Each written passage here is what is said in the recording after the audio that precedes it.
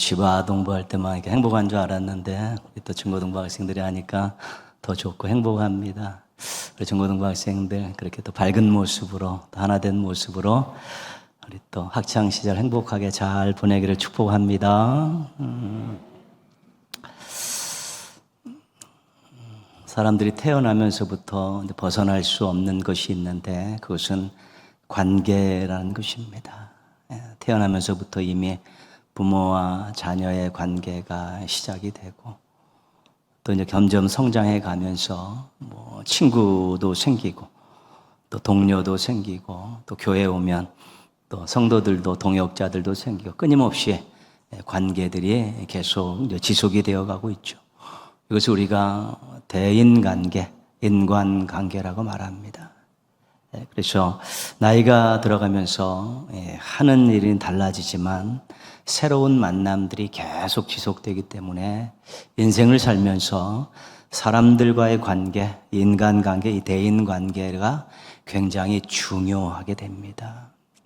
또 하나 우리에게 주어진 관계는 대신관계입니다. 하나님과의 관계입니다.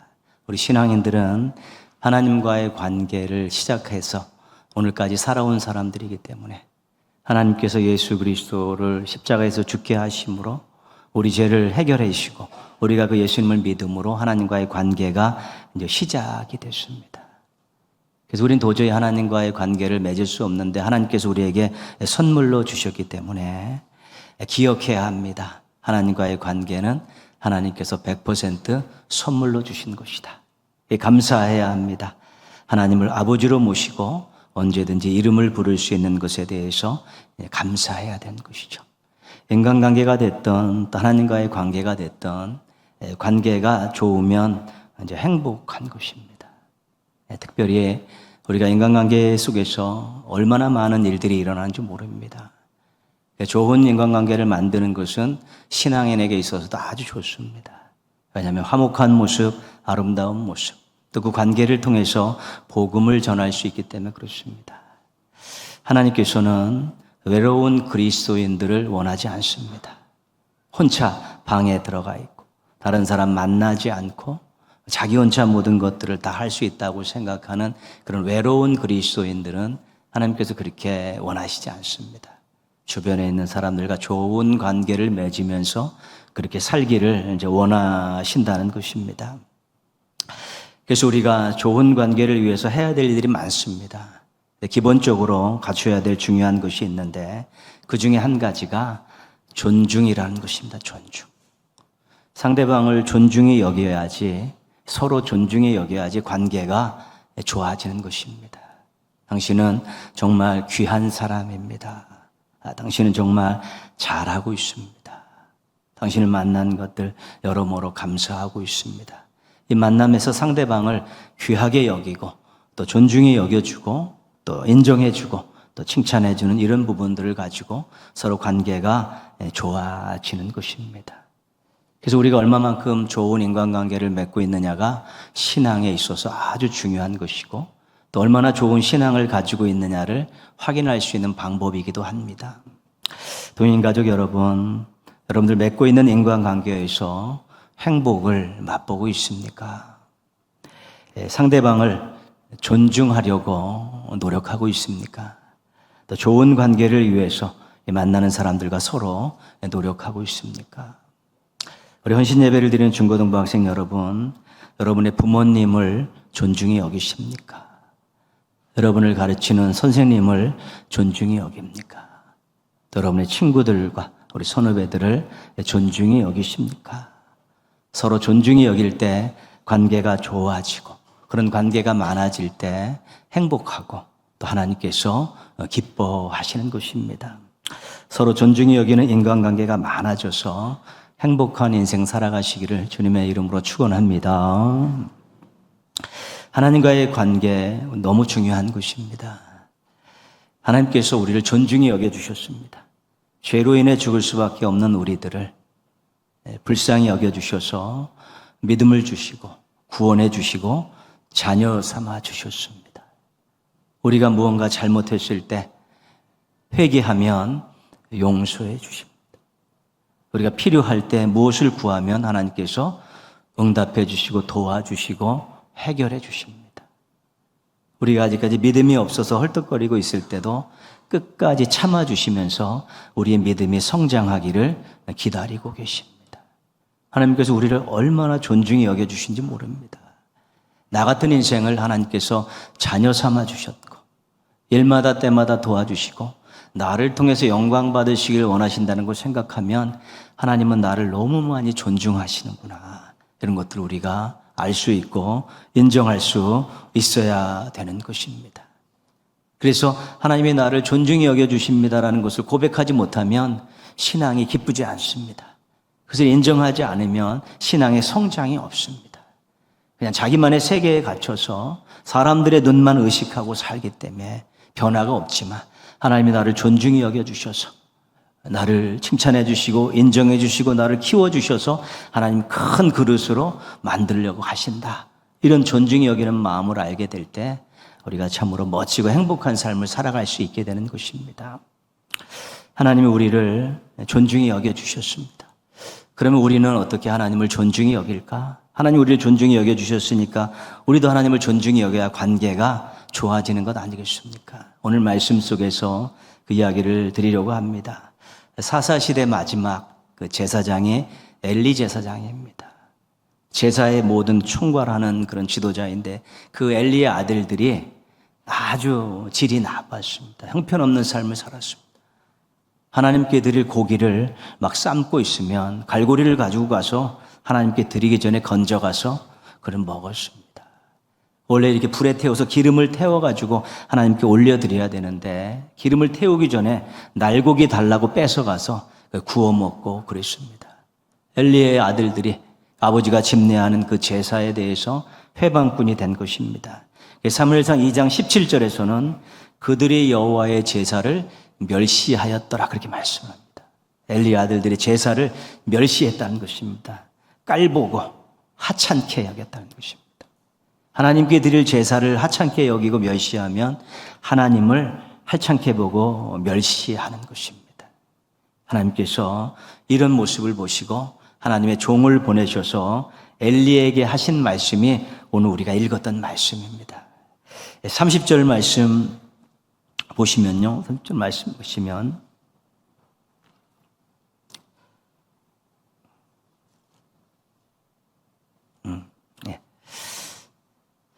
28절 같습니다. 28절 말씀 보시면 이스라엘 모든 지파 중에서 내가 그를 택하여 내 제사장으로 삼아 그가 내 제단에 올라 분향하며 내 앞에서 에봇을 입게 하지 아니하였느냐?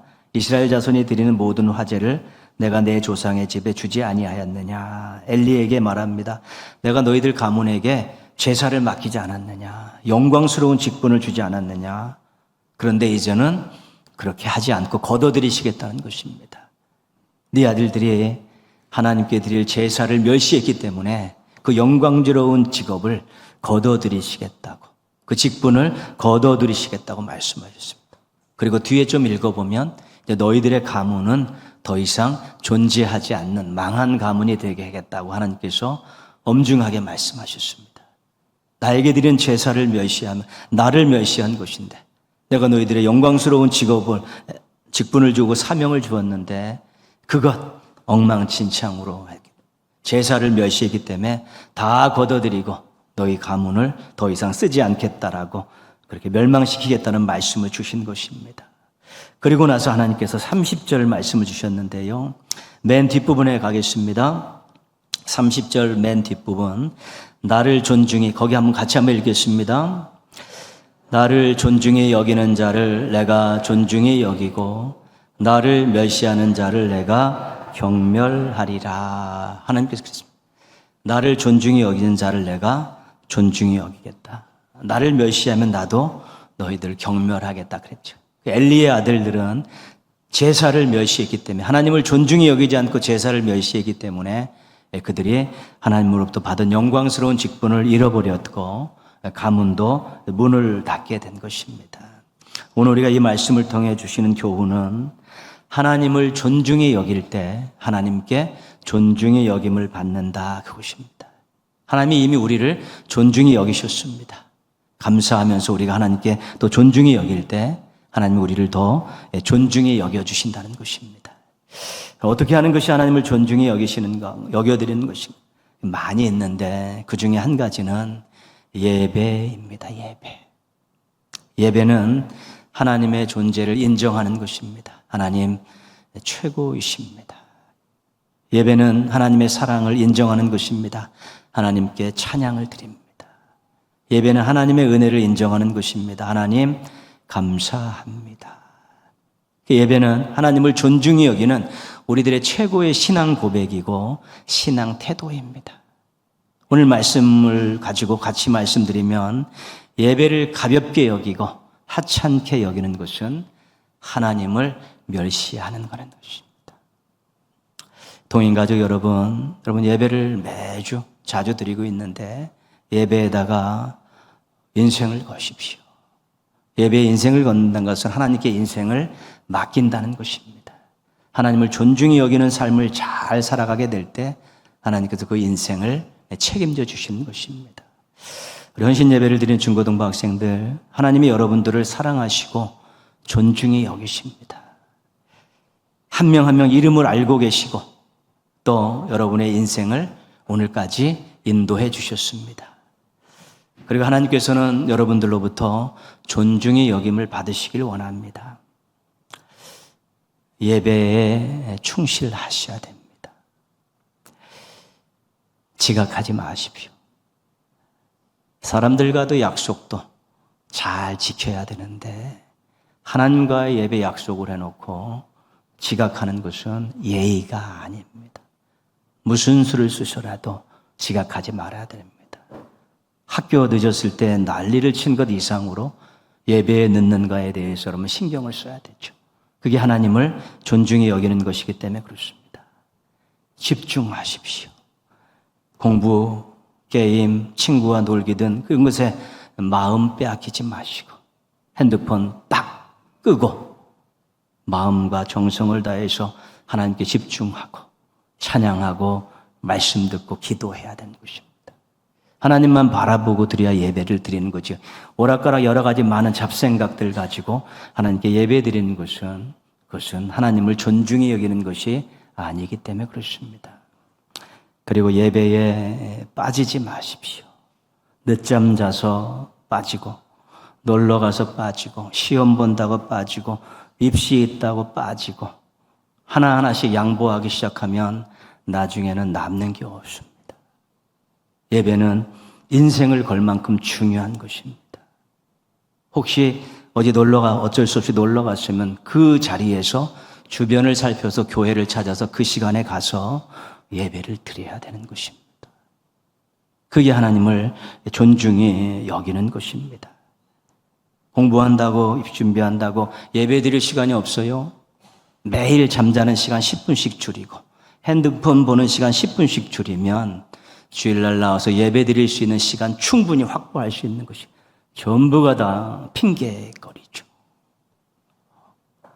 예배를 등한히 하고 예배를 통해 예배를 통해서 하나님을 존중히 여기지 못하면 평생 그렇게 밀려다는 삶을 사는 것이죠. 이래서 빠집니다. 저래서 빠집니다. 이래서 늦었습니다. 삶의 모습에 예배가 계속 밀려가면 나중에 하나님을 존중히 여기지 않는데 하나님께 어떻게 존중의 여김을 받을 수 있습니까? 하나님이 여러분의 인생을 태어나서부터 하늘나라에 갈 때까지 계속 인도하시는 분인데 그 하나님의 이름을 존중히 여기면서 하나님과의 관계를 잘 맺고 손잡고 인생길을 걸어가야지만이 행복하고 멋진 인생을 살아갈 수 있는 것입니다. 주일 예배를 통해서 인생을 돌려야지 자기네 공부라든가 직장 생활을 통해서 예배를 돌리려고 하면 그 인생은 반드시 탈이 나게 되어 있는 것입니다. 왜냐하면 모든 것은 다 하나님께서 주관하시기 때문에 그렇습니다. 예배는 인생을 걸고 드려야 되는 것입니다. 하나님을 존중히 여기는 마음을 가지고 드려야 되고 어떻게 하면 내가 최고의 정성을 다해서 정말 약속을 지키면서 하나님께 집중하면서 매주 빠짐없이 하나님과의 만남을 할 것인가, 하나님께 기쁨을 드리고 영광을 드리고 하나님으로부터 무슨 말씀을 들어야 될까, 이런 마음을 가지고 지켜낼 때 여러분의 인생이 꽃이 활짝 필 수 있는 것입니다. 그 누가 여러분의 인생을 책임질 수 없습니다. 오직 하나님만이 인생을 책임지는데, 그 하나님을 존중히 여겨야 되는데, 그래서 예배를 철저히 드려야 되는데, 그래서 하나님과 동행해야 되는데, 이런 부분들에 대해서 여러분들이 소홀하게 생각하고 하찮게 생각하고 귀찮게 여기고 다른 것들의 우선순위가 밀려버리면 아무것도 남는 게 없는 것입니다. 어른들도 있고 학생들도 있는데 한 가지 경험했던 이야기를 말씀드립니다. 부목사 시절에 장로님, 사모님이 돌아가셨습니다. 권사님이 열차 사고로 돌아가셨습니다. 그게 자녀들도 난리가 났죠. 그래서 이제 빈소를 차려놓고 있는데, 주일을 지난 한 3일장으로 이렇게 지내게 됐는데, 담임 목사님이 저를 부르더니, 목사, 상가에 올라가서 장로님에게 내일 내려와서 일부 예배 드리고 가시라고 그래. 그렇게 저한테 말씀하셨습니다. 도저히 그런 일이 없었죠. 상이 나면 그 상가에서 손님들 맞이하면서 주의를 지켰는데, 그 전에도 없었는데 유독 그날만큼은 그렇게 저에게 말씀하시는 겁니다. 곰곰이 생각하고 어떻게 말씀을 드려야 되는가. 그리고 목사님의 지론은 뭐냐면, 화장실 갈 만한 힘이 있으면 예배에 참석하라는 것입니다. 교인들에게 화장실 갈 수 있는 힘이 있으면 예배에 참석하라고 그렇게 가르쳤기 때문에, 이게 무언가 목사님이 교인들에게 뭔가 교훈을 주려는 것이구나, 그런 생각이 들어서 제가 10시 반에 밤에 올라갔습니다. 그랬더니 자녀들 전부 울고 있고, 장로님 힘들겠죠. 모이십시다. 이제 예배를 이제 드리고, 권사님 자전거 타고 매일 예배 드리러 새벽이고 아침이고 전 3일 밤에도 금요시마에도 오셨었는데, 하나님 나라에 황금길이 있는데 권사님 거기 자전거 타고 지금 막 웃으면서 달리고 계십니다. 생명수 강가가 있고 생명수 나무가 열려있는 그 길이 있는데 권사님 지금 거기 자전거 타고 신나게 달려오고 계십니다. 소망 가지시고 위로 받으시고 말씀 전하고 이제 예배를 마쳤습니다. 그 장로님 한편으로 불러서, 목사님이 내일 자녀들 데리고 와서 일부 예배 드리고 가시라고 합니다. 1초의 망설임도 없이 예, 알겠습니다. 그 다음 아침에 자녀들 다 데리고 와서 일부 예배를 드리고 올라가셨습니다. 그 뒤에도 목사님은 다른 상가에는 그 요구하신 적이 없었습니다. 선임 장로님이 예배가 얼마나 중요하다는 것을 교인들에게 가르쳐주고 싶었던 것입니다. 죽은 자를 추모하는 것보다 살아계신 하나님께 예배 드리는 것이 얼마나 중요한가를 가르쳐 주시기 위해서 그렇게 하셨는데, 장로님이 그 목사님의 평소의 뜻을 알고 있기 때문에 그 다음날 자녀들 다 데리고 일부 예배를 드린 것이지요. 예배가 그런 것입니다. 다른 것에 밀리면 안 되는 것입니다. 하나님이 1번이면 예배도 1번이고, 하나님을 존중히 여기고 하나님을 사랑한다면 예배를 존중히 여기고 예배에 집중할 수 있어야 되는 것이죠. 하나님을 존중히 여기면 하나님께서 여러분의 인생을 책임져 주십니다. 하나님을 존중히 여기면 여러분의 자녀들까지도 하나님께서 책임져 주십니다. 모쪼록 동현의 가족들이 예배를 통해 하나님을 존중히 여기면서 자자손손 복을 누리시기를 바랍니다. 우리 중고등부 학생들 헌신 예배를 드리면서 그동안 여러분들 예배를 어떻게 생각하고 어떻게 참여했는지 모르지만, 이제부터는 하나님을 존중히 여기는 마음으로 약속을 지키고 늦지 않게 나와서 다른 거 다 놓고 하나님께 집중해서 예배 드리고, 내가 정말 하나님의 말씀을 경청하겠다는 마음을 가지고, 어떤 일이 있어도 예배를 드리고 어디에 가서든지 예배는 꼭 드리겠다는 마음 가지고 이 학창시절부터 그렇게 예배의 인생을 거십시오. 하나님 여러분의 남은 인생을 축복하시고 멋진 인생으로 만들어 주실 것입니다. 동현의 모든 가족들이 예배를 통해 하나님을 존중히 여기고 하나님께 존중히 여김을 받는 복된 인생들 되시기를 주님의 이름으로 축원합니다. 기도하겠습니다. 하나님, 저희를 너무 존중히 여겨주셔서 감사합니다. 저희도 하나님을 존중히 여겨야 되는데, 하나님 예배를 통해서 하나님을 존중히 여기게 하여 주옵시고, 또 예배에 또 인생을 걸어서 저희들의 인생을 하나님께 책임져 주시는 귀한 일들을 경험하며 살아가게 하여 주시옵소서. 우리 중고등부 학생들 헌신 예배를 드리면서 이 학창시절부터 예배에 인생을 걸게 하여 주옵시고, 정성껏 예배 드리고 또 아름답게 예배드리고 최고의 예배를 올려드리며 하나님을 존중히 여기게 하여 주옵시고 하나님의 인도함을 받는 복된 삶을 살아가는 행복한 학생들 되게 하여 주시옵소서. 예수님의 이름으로 기도합니다. 아멘.